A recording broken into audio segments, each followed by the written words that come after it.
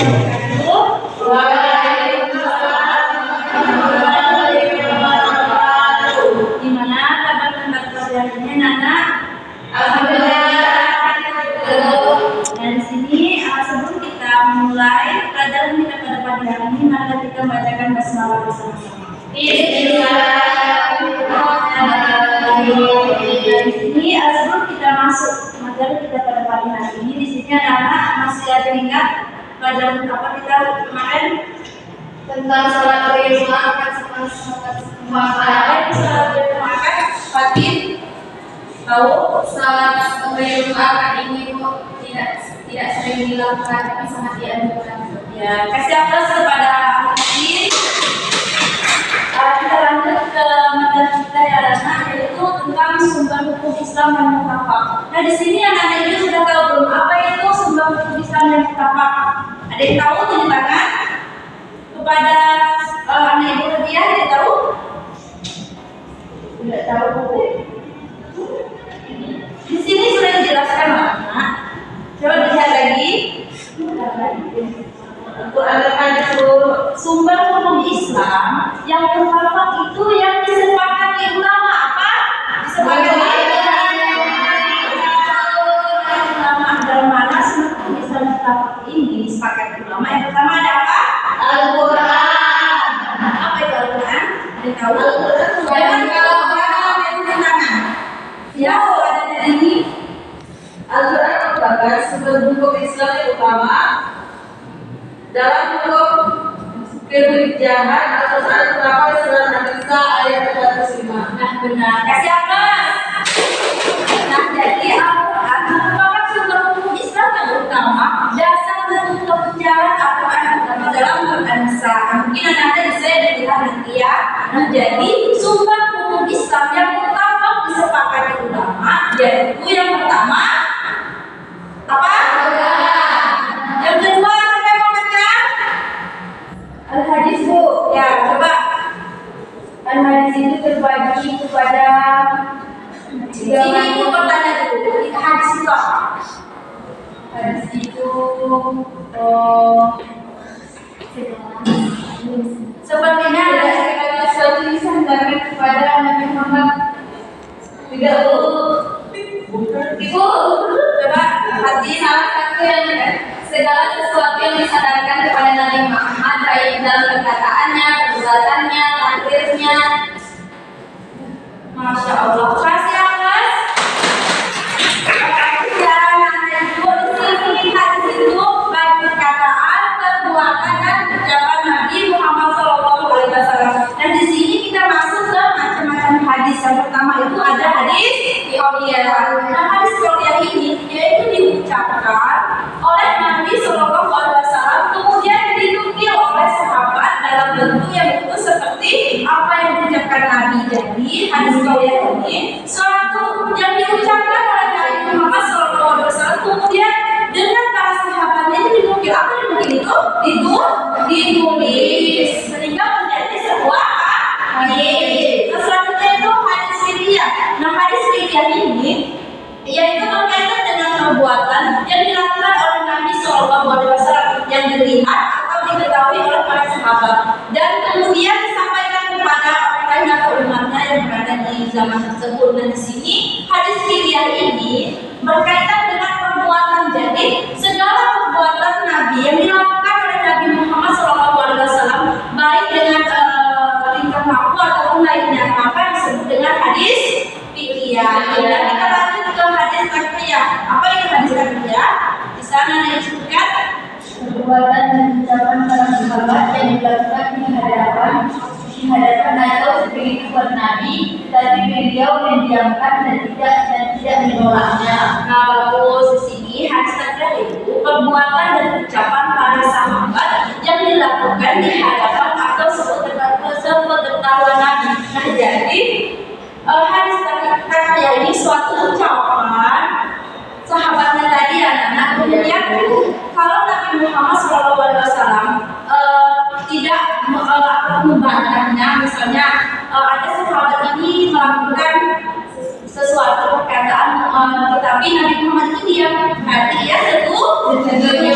Lanjut next.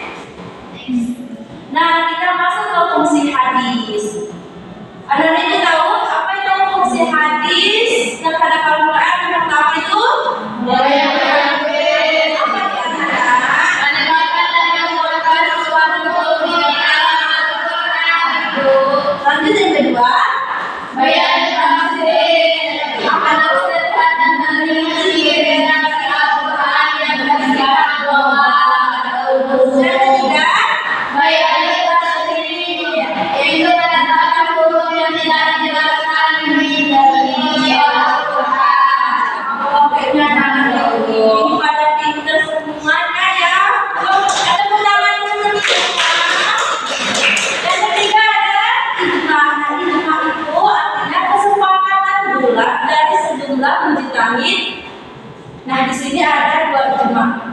Coba saudara Melisa bacakan ijma itu. Yang pertama, ijma syar'i, yaitu kesepakatan yang dinyatakan oleh para mujtahid. Yang kedua, ijma sukuti, yaitu sebagian mujtahid mengatakan pendapatnya mengenai hukum, sedangkan mujtahid lainnya tidak diberikan.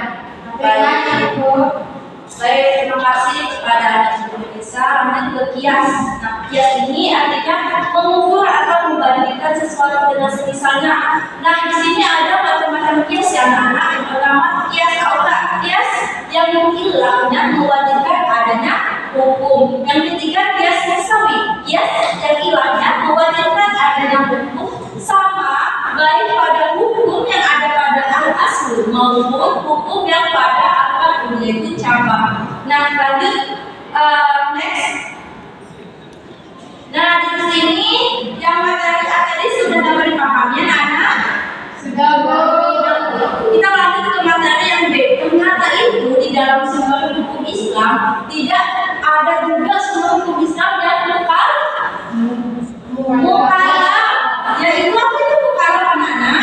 Iya, disebutkan Tadi mukallaf ini tidak disepakati ulama, sedangkan tadi yang disepakati jadi perbedaannya kan semua hukum Islam ini. Iya, Bu. Nanti kita lanjutkan tentang pengertian ihtisan. Ihtisan itu menurut bahasa bukunya itu menganggap baik hadis yang dimaksud dengan ihtisan adalah berpindahnya seorang mujtahid dari hukum yang dikehendaki oleh kias atau jelas kepada hukum yang dikehendaki kias. Kami akan sama-sama lanjut. Yang pertama itu dari pengertian tersebut ihtisan dapat dibedakan menjadi dua. Yang pertama itu menguatkan kias kami atas kias dari. Contohnya, wanita yang sedang haid boleh membaca Al-Quran berdasarkan ihtisan dan haram menurut kias. Jadi di sini tuh tergantung pendapat ulama lagi ya anak. Ada yang mengatakan boleh wanita itu membaca Al-Quran di saat haid atau halangan. Ada juga yang mengatakan tidak boleh membaca Al-Quran di saat haid. Dan ada juga yang B itu umum kepada ketentuan hukum juz'i khusus seperti kebolehan dokter melihat aurat wanita dalam proses pengobatan. Anak-anak itu ada yang tahu contohnya seperti apa yang ketentuan hukum klinik. Contohnya ketika dokter pastinya ada yang kayak penyakit kanker yang di diagnosis ataupun di wanita ya. Nah, di sini kan boleh ketentuan ini nggak apa-apa dokter melihat itu kan demi kebaikan. Lanjut. Nah, di sini ada dua itu masalah dan musalah. Nah, masalah musalah ini yaitu suatu perbuatan yang bermanfaat bagi kemaslahatan umat. Contohnya, kalau masalah musalah ini pencuri dihukum potong tangan. Nah, kita tuh terkadang bisa nggak menghakimi suatu pencuri itu harus dipotong tangan? Nah, terkadang kita pasti mempunyai rasa kasihan terhadap yang dipotong tangan tersebut. Tetapi dengan adanya hukum potong tangan ini, maka sang pencuri tersebut akan takut dan tidak akan melakukannya lagi. Yang kedua itu membuang barang di atas kapal tanpa izin yang punya barang karena adanya gelombang besar yang menjadikan kapal oleh demi kemaslahatan penumpang dari menolak bahaya. Adapun juga yang ketiga apa itu? Istishab. Nah, istishab ini yaitu mempunyai arti selalu menemani atau selalu menyertai. Menurut istilah istishab adalah menjadikan hukum yang telah tetap pada masa lampau terus berlaku sampai sekarang karena tidak diketahui adanya dalil yang menetapnya. Lanjut. Nah, di sini ada tempat zuz zariyah. Nah, sini ada coba bacakan yang bisa. Samsul Zariyah adalah menutup jalan untuk mencegah hal yang bisa membawa membingungkan terjadinya kerusakan. Dengan kata lain, segala sesuatu baik yang berbentuk fasilitas, sarana keadaan atau perilaku yang mungkin membawa kepada kemudaratan. Baik, terima kasih kepada Melisa. Nah, selanjutnya yang kelima. Di sini siapa ada yang membaca? Warna. Yang kelima itu menurut nasab artinya mengetahui. Adalah apa yang sering diketahui oleh manusia dan mempraktekannya baik perkataan maupun perbuatan atau meninggalkan. Sedangkan para ahli usul adalah sesuatu yang telah saling dikenal oleh manusia dan menjadikan tradisi. Nah, di sini kan sudah